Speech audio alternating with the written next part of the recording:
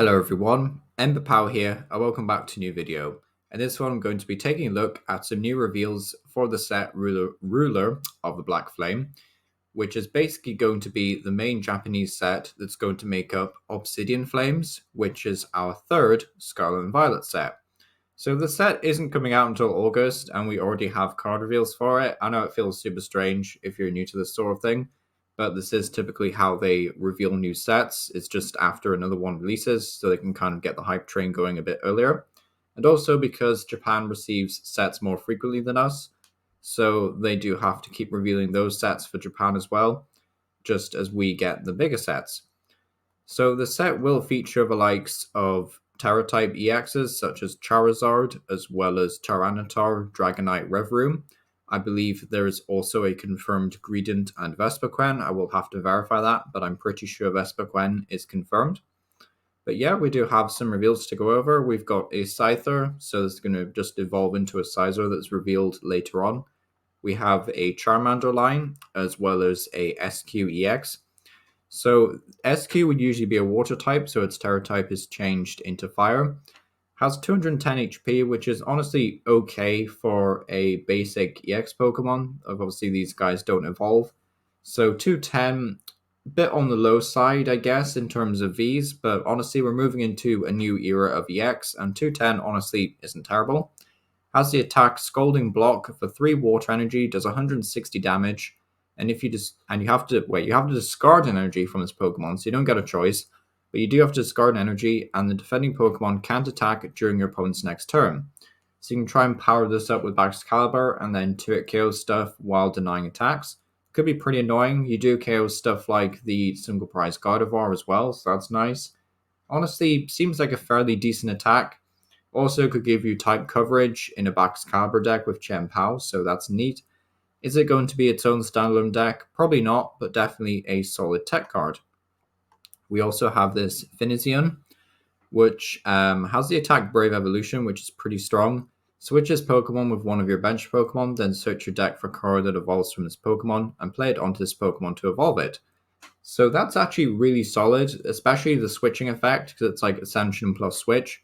And why that is relevant, even though this Finizion has more HP than the other one, there was a pre-release Palafin revealed earlier that I did do a video covering this already, but Palafin does 210 damage, but you can only use this attack if it moved from the bench to the active, and that costs 2 water energy.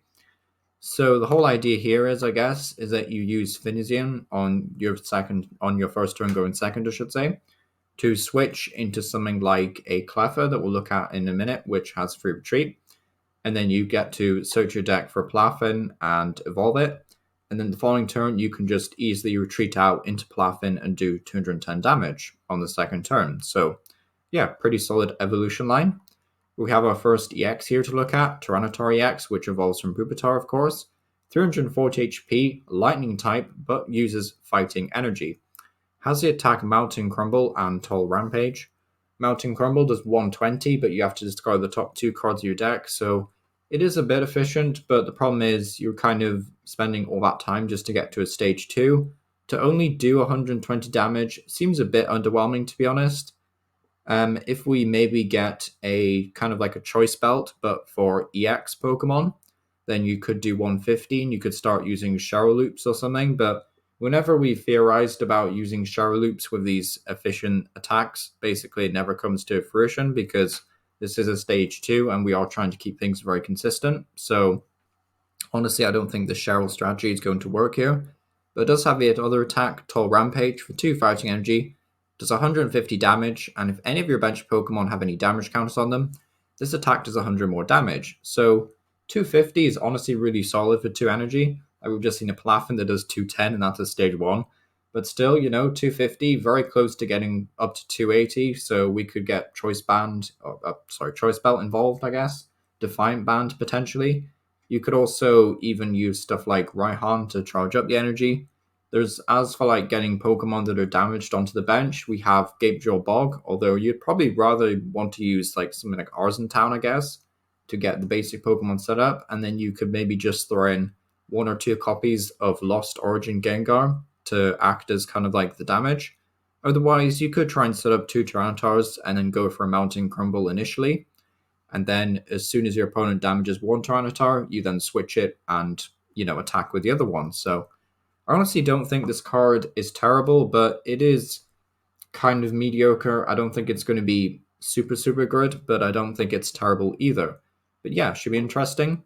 I should also note that there is a Tyranitar from Paldea Evolved. If you've not seen that card, it is fairly strong, but it does use Dark Energy. So you would have to play a Lightning type Tyranitar, which uses Fighting Energy, and a Dark type Tyranitar, which uses Dark Energy. So definitely mixing it up a bit for energy costs, but if you can make it work, there is a single price Tyranitar.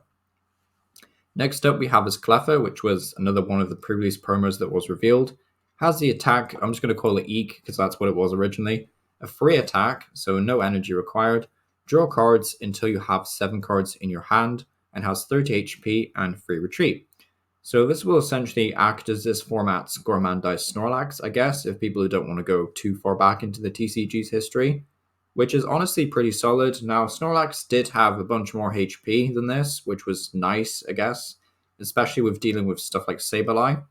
But to be honest, Snorlax wasn't really tanking many hits that are relevant. Your average Pokemon like Lugia or Mew is doing so much damage already.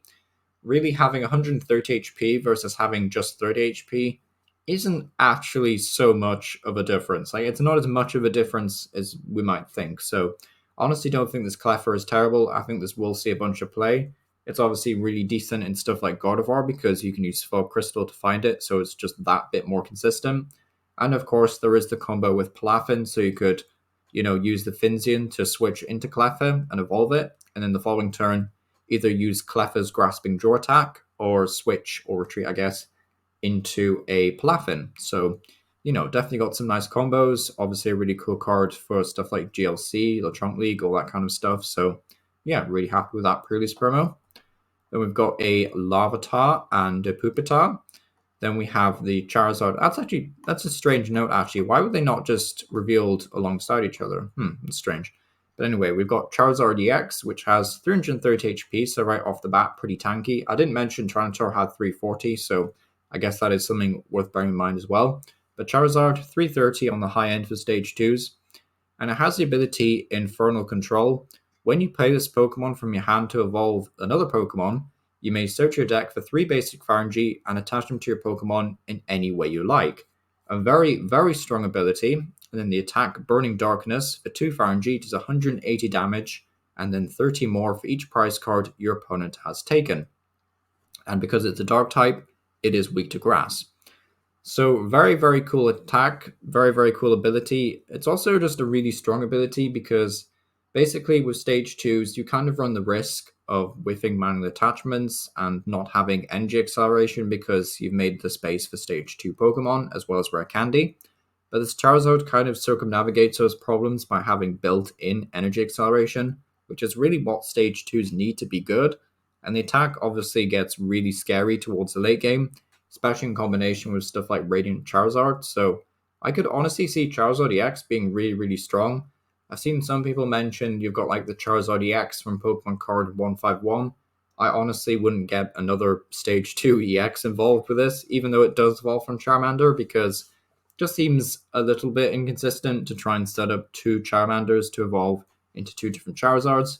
Yes, you probably do want to use 2 different Charizard EXs throughout the game, but I'll probably just stick to the Dark type one because honestly, this attack and this ability is just so strong. You could even run stuff like NTV potentially as a basic attacker, as well as the Radiant Zard. There's even like Raging Heatran theoretically that you could just power up in a single turn. So definitely think there's a lot of potential for this one. Is it going to be incredible in the format? Well, it does have a weakness on Mew and Gardevoir actually, which is pretty strong. So yeah, honestly, I think this card has a lot of potential. Could definitely be one to keep an eye on. Next up, though, we've got Scizor, which has the attack Punishing Scissors. Does 10 damage and then 50 more for each of your opponent's Pokemon in play with an ability. Every time we see a card like this, and I said this with them when Flapple was first revealed as well, I think, is I really wish we'd get like the Buzzgarb Shrine Box kind of reprinted. I know I've like criticized Pokemon in the past for reprinting the same attacks and abilities over and over again, just recycling old ideas. But Buzzgarb Shrine did have some really cool attackers, and they seem to really like this Evil of Domination attack, but it's honestly just not that great, to be honest. 10 damage and 50 more is pretty slow scaling. It is 10 more damage than the Flapple, but you do have to pay a metal rather than a colorless, so you'd have to play luminous energy at that point. Is it really such a big deal? Probably not, so I guess this is a kind of like a strict upgrade if you want to hit weakness on Chen Pao. But honestly, I think the Zorak box shouldn't have a difficulty beating Chen Pao without Scizor, so kind of becomes, 6 and 2 threes at that point. So yeah, seems like an okay card, but probably not anything too crazy. We do have a Mawile that says when you put it from your hand onto your bench, you get to discard a special energy attached to your opponent's active Pokemon. Pretty solid ability, honestly. In a basic, is it going to see a whole ton of play? Probably not, to be honest, because I think Mew just has enough energy to keep it going throughout the game, and obviously you can't play Scuba Net in Standard to loot this card. Obviously, stuff like Lugia just accelerates even more with Archops, so honestly, I don't think Mawile is super good, but maybe somewhere down the line, if there's a format where decks rely on just one or two special energy, maybe Mawile is great. And we haven't seen the special energy from Rule of the Black Flame yet, so maybe there's a really powerful one. So, something to bear in mind. Lastly, for the last two cards that were revealed is Poppy and Letter of Encouragement.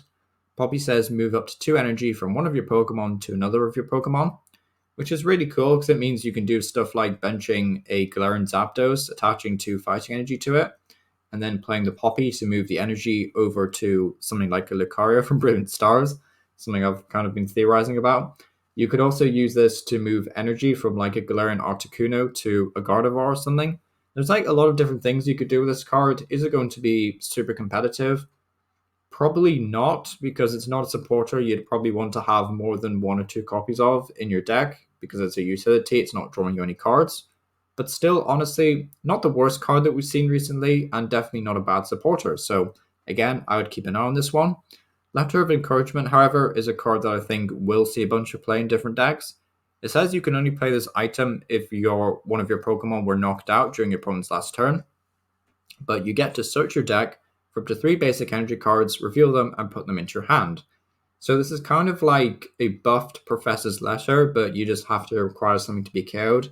There's also like the comparison to stuff like Energy Spinner, which could search your deck for 3 basic energy, but could only be used on your first turn. So honestly, I don't think Letter of Encouragement is that bad, especially not in something like Chen Pao when, your Chen Pao are already so fragile. So like one gets knocked out or a Kyogre gets knocked out, you can just search your deck for 3 more basic water energy.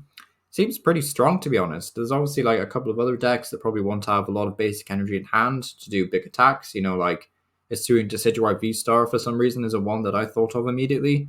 So there is definitely different applications, maybe even an expanded with Persephone. So yeah, honestly, some pretty cool reveals today. But yeah, it's been Emma Power. Let me know what you think down below. And yeah, thank you for watching.